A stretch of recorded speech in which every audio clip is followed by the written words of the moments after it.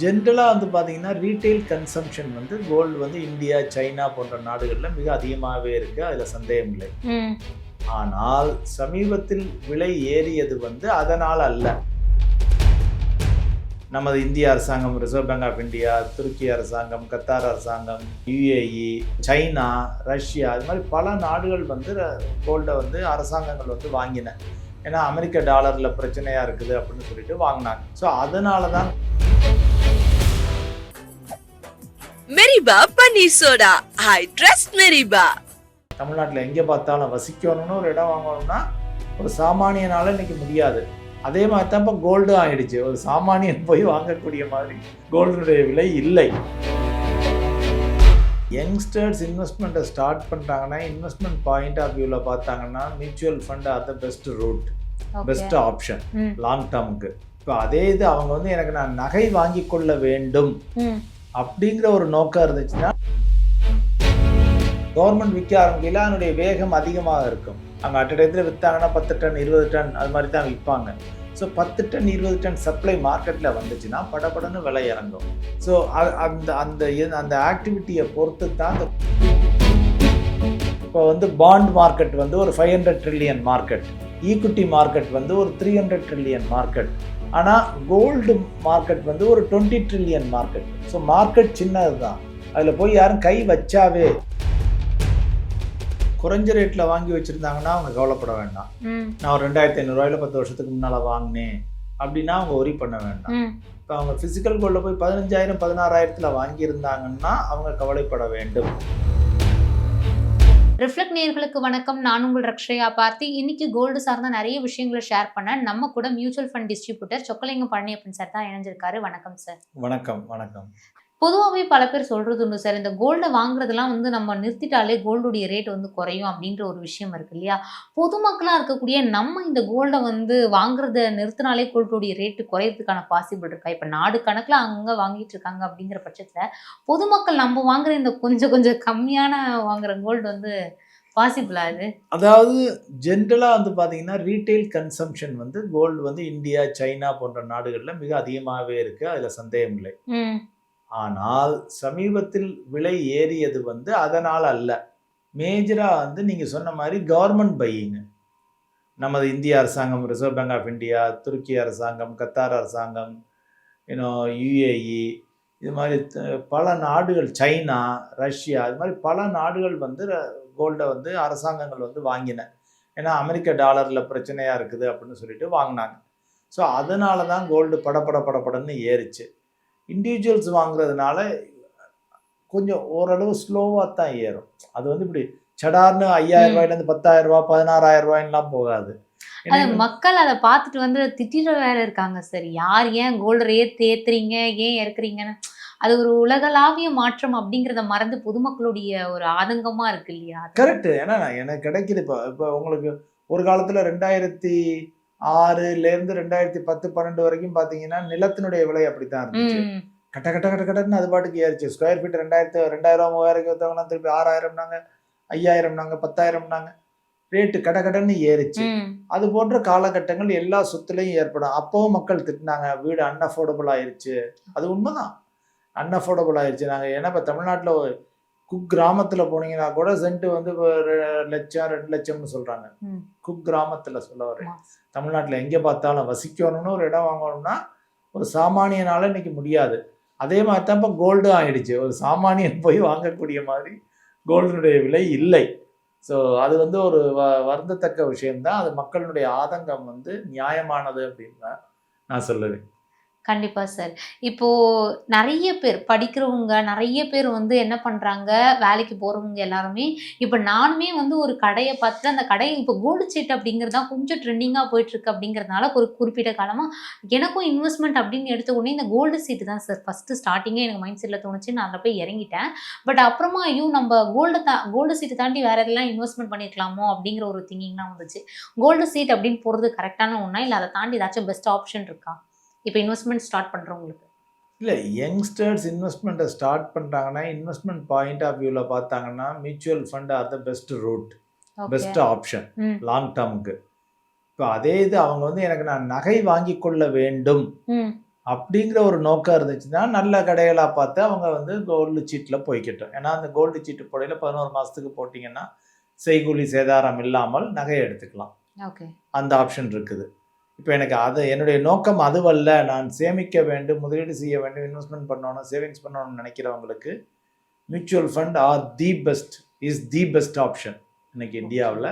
So அது mutual ஃபண்டுகளில் மாதம் வர்ற தொகைகள் வந்து பார்த்தீங்கன்னா கிட்டத்தட்ட 30,000 கோடி ரூபாய் மாதம் எஸ்ஐபி மூலமாக வந்துக்கிட்டே இருக்குது.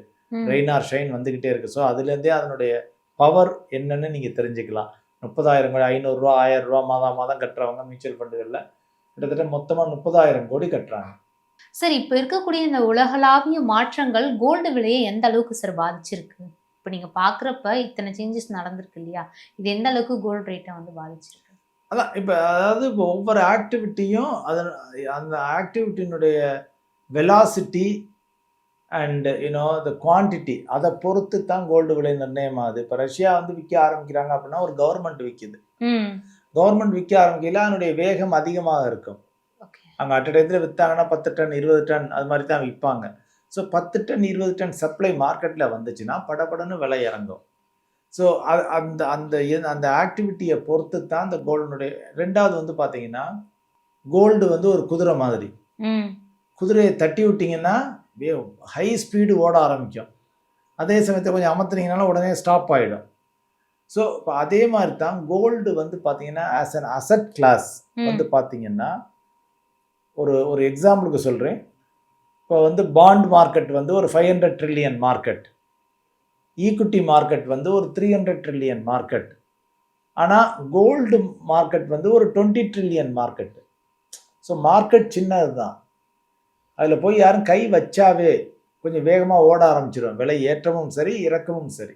ஸோ உலகளாவிய கோல்டு மார்க்கெட்டுங்கிறது பங்குச்சந்தைகள், பாண்ட் சந்தைகள், பாண்ட் மார்க்கெட்டு, ஈக்விட்டி மார்க்கெட்டையெல்லாம் கம்பேர் பண்ணையில் சின்ன அளவு தான். ஸோ அதனால தான் யாரும் கொஞ்சம் வாங்க ஆரம்பித்தாவே விலை ஏற்றம் அடையுது, யாரும் கொஞ்சம் விற்க ஆரம்பித்தாவே உடனே படபடன்னு விலையும் சரியுது. மெயின் ரீசன் அதுதான். சார், இப்போ இன்ஸ்டாவில் வந்து ஒரு சில விஷயங்கள் வந்து நான் பார்த்தேன் இந்த கோல்டு ரிலேட்டடாக. இன்னும் கொஞ்ச நாள் வந்து போர் தொடரட்டும், போர் தொடர்ந்தா வந்து இன்னுமே வந்து கோல்டு ரேட்டு வந்து குறையும் அப்படின்னு வந்து ஃபன்னாக போட்டிருந்தாங்க. இது உண்மையா? இது கண்டினியூ ஆச்சுன்னா கோல்டு ரேட் உண்மையிலேயே இன்னும் அதிகமாக குறையுமா? அதாவது அடுத்தவனுடைய துக்கத்தில் நம்ம சந்தோஷம் அடையக்கூடாது, அது தவறான செயல். ஸோ கோல்டு ஒருவேளை துரதிர்ஷ்டவசமாக இந்த போர் தொடர்ந்து கொண்டே இருந்தால் நம்ம ஏற்கனவே சொன்ன மாதிரி க்ரூட் ஆயில் விலை ஏறும், ஃபெர்டிலைசர் விலை ஏறும், டிரான்ஸ்போர்ட்டேஷன் விலை ஏறும். ஸோ எல்லா லாஜிஸ்டிக்ஸ் காஸ்ட் எல்லாமே ஏறும். அப்படி ஏறையில் பணவீக்கம், ஒவ்வொரு நாட்டிலையும் பணவீக்கம் தலைவிரித்தாடும், மக்கள் அவதிக்குள்ளாவார்கள். ஸோ அப்படியெல்லாம் ஆகையில் வந்து ஆட்டோமேட்டிக்காக இன்ட்ரெஸ்ட் ரேட்டு உயரும். இன்ட்ரெஸ்ட் ரேட்டு உயர்ந்தால் டெஃபினட்டாக கோல்டு ப்ரைஸ் அடிவாங்கும், அது டவுட்டே கிடையாது. அது ஒரு பக்கம். இன்னொரு பக்கம் ரஷ்யா போன்ற நாடுகள் அவங்க போரில் ஆல்ரெடி இருக்கிறதுனால போர் செய்து கொண்டிருப்பதால் அவர்களுக்கு பண தேவைகள், நெருக்கடிகள் ஏற்படுகிறது. அவங்களும் விற்க ஆரம்பிப்பாங்க. அப்போ டபுள் எட்ஜ்டு ஸ்வாடுன்னு சொல்லுவோம். ஸோ இந்த டபுள் எட்ஜ்டு ஸ்வாடு மாதிரி ஒரு பக்கம் பணவீக்கம், இன்னொரு பக்கம் அரசாங்கங்கள் விற்பது, ரெண்டும் சேர்த்தால் படப்பட சரிவதற்கான வாய்ப்புகளும் உள்ளன. சார், இப்போ ஒருத்தர் வீட்டில் வந்து அதிகமாக இந்த ஃபிசிக்கல் கோல்டு வச்சுருக்காங்க அப்படின்னா அது பெரிய பாதிப்பு கொடுக்குமா? அதாவது பாதிப்பு கொடுக்குமா அப்படின்னா அவங்க வந்து குறைஞ்ச ரேட்டில் வாங்கி வச்சுருந்தாங்கன்னா அவங்க கவலைப்பட வேண்டாம். நான் ஒரு 2,500 ரூபாயில 10 வருஷத்துக்கு முன்னால் வாங்கினேன் அப்படின்னா அவங்க ஒரி பண்ண வேண்டாம். இப்போ அவங்க ஃபிசிக்கல் கோல்டில் போய் 15,000 16,000 வாங்கியிருந்தாங்கன்னா அவங்க கவலைப்பட வேண்டும். ஏன்னா அவங்க ஆல்ரெடி லாஸில் இருக்காங்க. ஸோ ஃபர்தர் இன்னும் லாஸ் ஆச்சுன்னா என்ன பண்ணுறது அப்படின்னு சொல்லிட்டு. ஸோ அதனால் எந்த சொத்துலையுமே வந்து அதிகமான பணத்தை கொண்டு சென்று முடக்க வேண்டாம். நம்ம சொத்தை வந்து டைவர்சிஃபை பண்ணி வச்சுக்கணும். கோல்டாக தான் நம்ம சொல்லுவோம். கோல்டு அலோகேஷன் ஒரு 10, யூஸ்வலாக 5 சொல்லுவோம், இல்லை 10 சொல்லுவோம், ஈவன் 15 கூட போய்க்கலாம், 20 கூட போய்க்கலாம். அதுக்கு மேலே போக வேண்டாம் கோல்டை பொறுத்த வரைக்கும்.